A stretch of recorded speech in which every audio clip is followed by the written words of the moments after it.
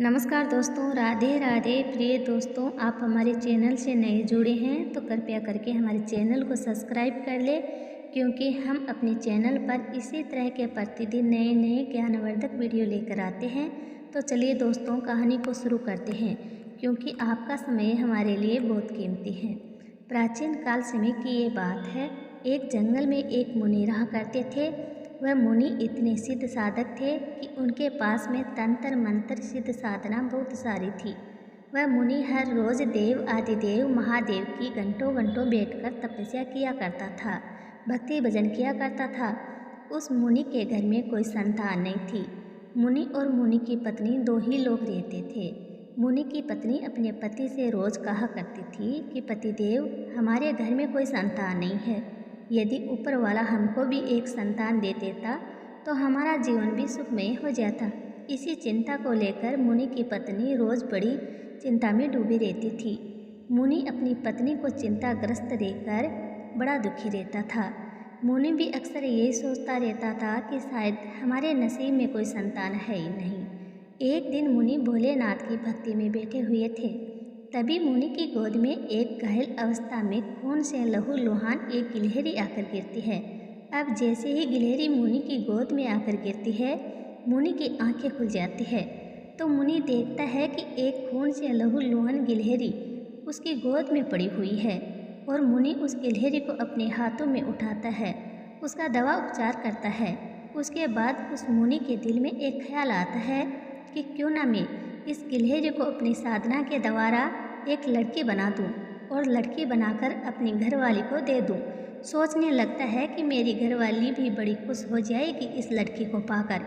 यह सोचकर मुनि अपनी मंत्र शक्ति के द्वारा उस गिलहरी को एक लड़की बना देता है और उस बच्ची को गोद में लेकर अपनी पत्नी के पास जाता है और अपनी पत्नी से कहता है कि प्रिय, ये पुत्री हमारी है।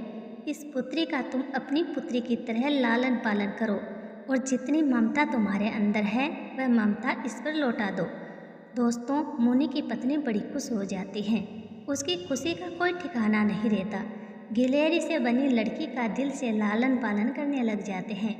जैसे ही थोड़ी बड़ी होती है तो उसका गुरुकुल में दाखिला करवा दिया जाता है। अच्छी शिक्षा दीक्षा उसको दिलवाई जाती है। दोस्तों, अब जैसे कुछ दिन निकल जाते हैं, दोनों पति पत्नी अपनी लड़की से बेइंतहा मोहब्बत करते हैं। उस लड़की की हर ज़रूरत का ख्याल रखते हैं जिसकी उसको ज़रूरत होती है। अब धीरे धीरे मुनि भी इस बात को भूल जाता है कि इस लड़की को मैंने एक गिलहरी से बनाया है। अब वह लड़की धीरे धीरे जवान हो जाती है। उसके बाद मुनि की पत्नी एक दिन मुनि से कहती है कि अब हमारी पुत्री जवान हो चुकी है और हमको उसकी शादी कर देनी चाहिए। तब मुनि अपनी पत्नी से कहता है कि प्रिय, तुम चिंता मत करो। तब मुनि अपनी पुत्री के लिए अच्छे वर की तलाश करने लग जाते हैं। सबसे पहले मुनि सूर्य देव को आमंत्रित करते हैं और सूर्य देव मुनि को कहते हैं कि क्या बात है। तब मुनि कहता है, मेरी पुत्री जवान हो चुकी है और मुझे लगता है कि आपसे अच्छा कोई वर हो ही नहीं सकता, इसलिए आप मेरी पुत्री से विवाह कर लीजिए।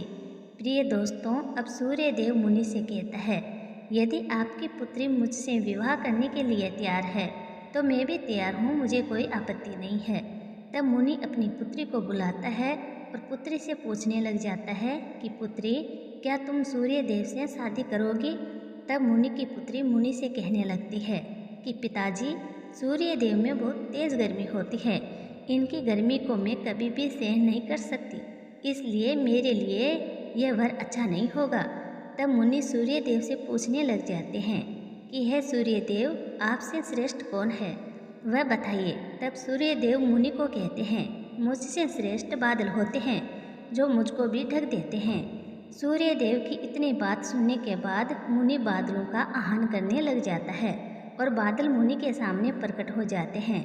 तब मुनि कहता है कि मेरी पुत्री जवान हो चुकी है और मेरी पुत्री के लिए मुझे अच्छे वर की ज़रूरत है, इसलिए आपसे अच्छा वर कोई नहीं होगा, इसलिए मैंने आपको बुलाया है। प्रिय दोस्तों, बादल भी वही बात कहते हैं जो सूर्य देव ने की थी। तब मुनि की पुत्री कहती है कि पिताजी, बादल बहुत काले हैं और मैं इतनी उज्जवल हूँ, इसलिए हम दोनों की जोड़ी कभी नहीं बन सकती। तब मुनि कहता है कि यह बादल सबसे श्रेष्ठ कौन है, वह बताइए। तब बादल कहते हैं सबसे श्रेष्ठ पवन देव होते हैं, जो हमें भी उड़ा के ले जाता है। अब मुनि पवन देव का आह्वान करते हैं और पवन देव प्रकट होते हैं और कहते हैं हे मुनि देव, क्या बात है। तब मुनि वही बात कहता है और पवन देव वही बात वापस दोहराता है। तब मुनि की पुत्री कहती है कि पिताजी, पवन देव का कोई ठिकाना नहीं होता है, ये हमेशा भ्रमण करते रहते हैं। तब पवन देव कहते हैं कि हमसे श्रेष्ठ पर्वत हैं, जो हमारा भी रास्ता रोक लेते हैं। तब मुनि पर्वत देव का आह्वान करते हैं और पर्वत देव प्रकट होते हैं और मुनि को प्रणाम करते हैं और मुनि से कहने लगते हैं कि हे मुनि देव, हमको क्यों याद किया। तब मुनि वही बात कहता है और पर्वतराज भी वही बात कहता है कि हे मुनि देव, पहले अपनी पुत्री से सलाह लीजिए।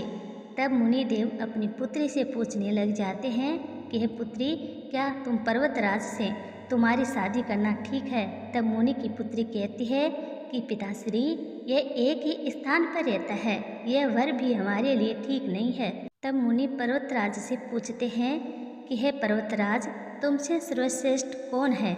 तब पर्वत कहता है मुझसे सर्वश्रेष्ठ गिलहरी होती हैं, वे मेरे अंदर भी बिल बना देते हैं। तब मुनि गिलहरी का आह्वान करते हैं। तब गिलहरी मुनि के समक्ष आती है और मुनि को प्रणाम करके कहने लगती है कि हे मुनि देव, हमको क्यों याद किया है। तब मुनि वही बात कहता है कि मेरी पुत्री जवान हो चुकी है, मेरी पुत्री के लिए अच्छे वर की तलाश है, मुझे लगता है कि तुमसे अच्छा वर कोई दूसरा नहीं होगा। गिलहरी कहती है कि हे मुनि देव, एक बार आप अपनी पुत्री से पूछ लीजिए, वह मुझसे विवाह करने के लिए तैयार है या नहीं। तब मुनि देव अपनी पुत्री से पूछते हैं कि गिलहरी, तुम्हारे लिए वर कैसा रहेगा। तब मुनि की पुत्री गिलहरी को पसंद करती है कि पिताश्री, यह वर मेरे लिए ठीक रहेगा, इनकी और मेरी जोड़ी अच्छी रहेगी। तब जाकर मुनि की आंखें खुलती है। तब मुनि को वह बात याद आती है कि मैंने एक गिलहरी से ही अपनी पुत्री को बनाया था, गिलहरी को ही एक मनुष्य बनाया था। तभी मुनि को अपनी बात का आभास होता है। मुनि अपनी सिद्धि साधना से अपनी पुत्री को फिर से गिलहरी बना देता है। उसके बाद दोनों की शादी करवा दी जाती है। तो दोस्तों, यह थी आज की हमारी कहानी। कैसी लगी? कहानी पसंद आए तो चैनल को सब्सक्राइब ज़रूर करें।